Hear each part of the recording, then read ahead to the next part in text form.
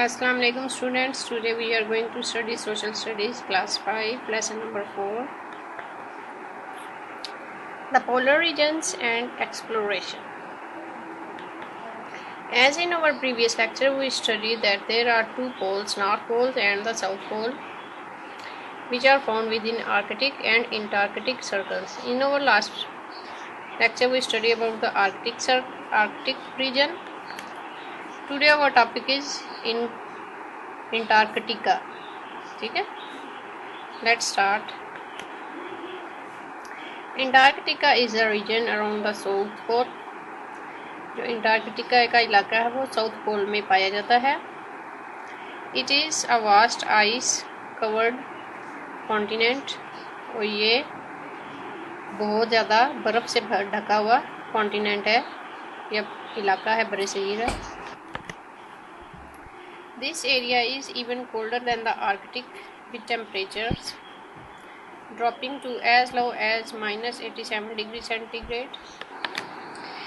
ये इलाका आर्कटिक के इलाके से ज़्यादा ठंडा है, जहाँ का दर्जा हरारत -87 डिग्री सेंटीग्रेड से भी कम होता है. Icy winds blow at speed of 300 kilometres per hour. और जो ठंडी बर्फानी हवाएं हैं वो 300 किलोमीटर पर घंटा के हिसाब से चलती हैं. In 1911 a Norwegian called Roald Amundsen was the first man to reach the South Pole. 1911 में एक नॉर्वे का जो बंदा था उसका नाम था रोल्ड एमंडसन, जो सबसे पहले साउथ पोल पर पहुंचा. ठीक है. Antarctica is a large continent. Antarctica एक बहुत बड़ा बरसगीर है या खिता है. Spreaded from the nearest other land mass South America by nearly 100 kilometre of the roughest ocean in the world. अब एंटार्कटिका जो है वो बहुत बड़ा इलाका है, जो कि अपने करीब के इलाकों से शुरू होता है, मतलब साउथ अमेरिका से, और 100 किलोमीटर तक जो है उसके ओशन का मतलब है जो समुंदर होता है वहाँ तक पाया जाता है. This continent contains almost 90% of the world's ice. अब इस इलाके में दुनिया की 90% तक जो कि बर्फ़ है वो इस जगह पे पाई जाती है, मतलब एंटार्कटिका में. ठीक है. The first explorer in this region found a land of ice. जो सबसे इसको पहले दरियाफ्त करने वाला था उसने यहाँ पे बहुत बड़ी बर्फ़ को दरियाफ्त किया. लैंड ऑफ आइस मतलब जो बर्फ़ का इलाका है उसको दरियाफ्त किया. And snow. It is bitterly cold and there are frequent hurricane. यहाँ पे बहुत ज़्यादा ठंड है और देयर आर फ्रीक्वेंट हरिकेन्स, और यहाँ पे अक्सर समुद्री हवाई तूफ़ान आते रहते हैं. Only a few hardy plants live through the short summer. चंद एक पौधे जो कि सख्त होते हैं वो गर्मियों के इलाकों में पैदा होते हैं. But seals, whales and penguins all live here. लेकिन वहाँ पे seals, whales और penguin भी रहते हैं. There are no penguins in the Arctic. Arctic में penguins नहीं है, लेकिन Antarctica में penguins भी पाए जाते हैं.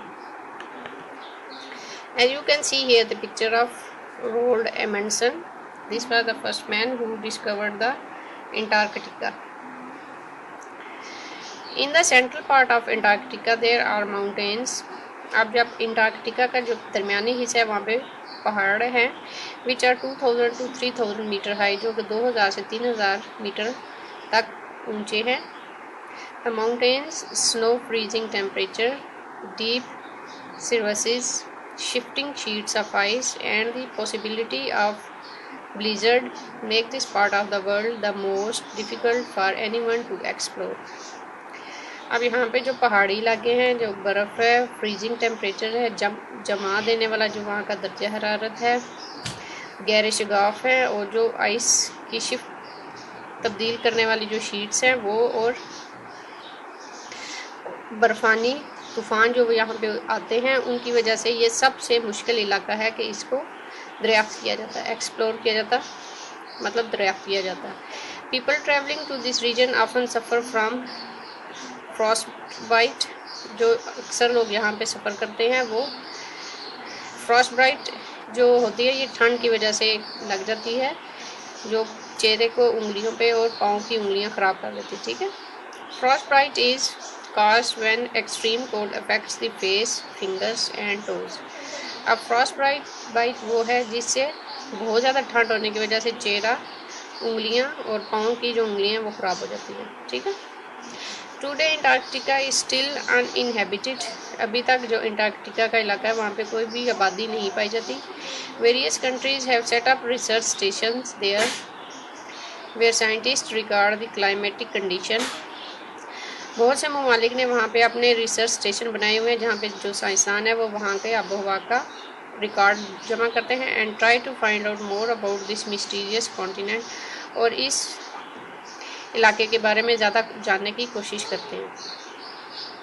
देर में बी ऑयल और वैल्यूएबल मिनरल्स हेयर, यहाँ पे ऑयल हो सकता है या मिनरल्स हो सकती हैं, but no mining is run as a Antarctic treaty protects the environment of this region. लेकिन वहाँ पर अभी तक कोई कानूनी का काम नहीं हुआ क्योंकि जो अंटार्कटिका की जो एक मुआहदा हुआ है वो इस इलाके की को महफूज रखता है, आबो हवा को। ठीक है, next is why do we explore, हम दरियाफ्त क्यों करते हैं। Human have always been curious about the world around them, इंसान हमेशा से ही अपने इर्द गिर्द की दुनिया के बारे में क्यूरियस होता है, मतलब उसके बारे में जानने की कोशिश करता है। Some early travellers simply wanted to find out more about the world, कुछ सादा या सैर करने वाले ऐसे थे जो सिर्फ वर्ल्ड के बारे में ही जानना चाहते हैं, जो सिर्फ इस दुनिया को ही एक्सप्लोर करना चाहते हैं। Other explorer went in search of wealth, और कुछ दरियाफ्त करने वाले ऐसे होते हैं जो दौलत की तलाश में निकलते हैं। दे लुक फॉर लैंड, वो ज़मीन देखते हैं, मिनरल्स को ढूंढते हैं, ऑयल फील्ड्स, तेल के जो ख़जाने हैं उनको ढूंढते हैं, स्पाइसेस मसाला जात को, एंड अदर रिसोर्सेज, और दूसरे चीज़ों को वहाँ पे एक्सप्लोर करने जाते हैं, दरियाफ्त करने जाते हैं। ठीक है, in human history the most important period of exploration is known as the age of discovery. इंसानी ज़िंदगी में जो सबसे ज़्यादा अहम दरियाफ्त का इलाका टाइम था, एक्सप्लोरेशन का जो पीरियड है वो कौन सा है, एज ऑफ डिस्कवरी, जब मतलब कि दरियाफ्त के जो एज थी या टाइम था वो वाला। The period covers the 15th, 16th and early 17th century. अब ये पीरियड है कौन सा, एज ऑफ डिस्कवरी का कौन सा एरिया टाइम पीरियड था, वो था 15वीं सदी, 16वीं सदी और 17वीं सदी के शुरू का जो वक्त था उसको एज ऑफ डिस्कवरी कहा जाता है। During this period European ships explored the world. इस वक्त के दौरान जो यूरोपियन थे जो यूरोपियन के जो जहाज़ थे उन्होंने दुनिया को दरियाफ्त किया, finding places previously unknown to them, और उन जगहों को ढूंढा जो पहले उनके लिए नामालूम जगह थी।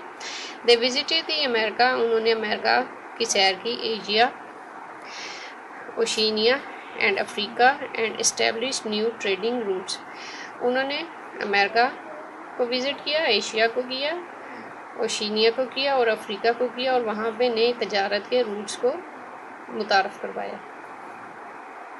Of course there were already well established land based trade routes, अगरचे वहाँ पे पहले से ही ज़मीनी रास्तों से जो तजारत होती थी वो पहले से ही एस्टेब्लिश थी, वहाँ पे बन चुकी थी। अक्रॉस यूरोप में, एशिया एंड अफ्रीका, एशिया और अफ्रीका में और यूरोप में पहले से ही ज़मीनी तजारत शुरू हो चुकी थी। That explorer from all this continent had carved out long before the age of discovery, कि इन इलाकों के जो लोग थे, जो एक्सप्लोरर थे, दरियाफ्त करने वाले थे, उन्होंने एज ऑफ डिस्कवरी से पहले ही यहाँ पे ज़मीनी तजारत को एस्टेब्लिश कर लिया था। The use of ocean based trade routes quickly spread world wide. अब समुद्री रास्ते से जो तजारत थी वो भी पूरी दुनिया में जल्द ही फैल गई। After centuries of looking at space through telescope, human finally began to explore it in the middle of the 20th century. कई सदियों से खला को टेलीस्कोप से दरियाफ्त करते हुए इंसान ने 20वीं सदी में और भी दरियाफ्त finally began to explore it.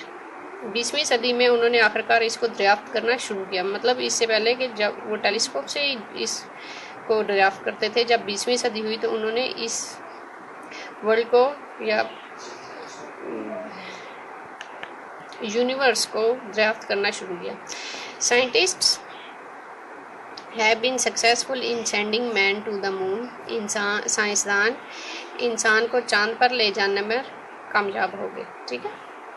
The success of man has not ended here. इंसान की जो कामयाबी थी यहाँ तक ही ना रुकी। Space exploration continue with the search for useful resources and for other planets that sustain or could sustain life on them। इंसान की जो कामयाबी है वो सिर्फ चांद तक जाने पर तक ही ख़त्म ना हुई, बल्कि उन्होंने इसको और भी ज़्यादा दरियाफ्त करना शुरू किया। उन प्लैनेट्स के बारे में जानने की कोशिश की जहाँ पे ज़िंदगी मौजूद है या ज़िंदगी आगे चल सकती है। ठीक है, या सस्टेन हो सकती है, जहाँ पे ज़िंदगी गुजारी जा सकती है। ऐसे उन्होंने प्लैनेट्स को दरियाफ्त करना शुरू किया। ठीक है, आज के लिए हम लोग यहाँ तक अपनी टॉपिक रखेंगे। अल्लाह हाफिज़।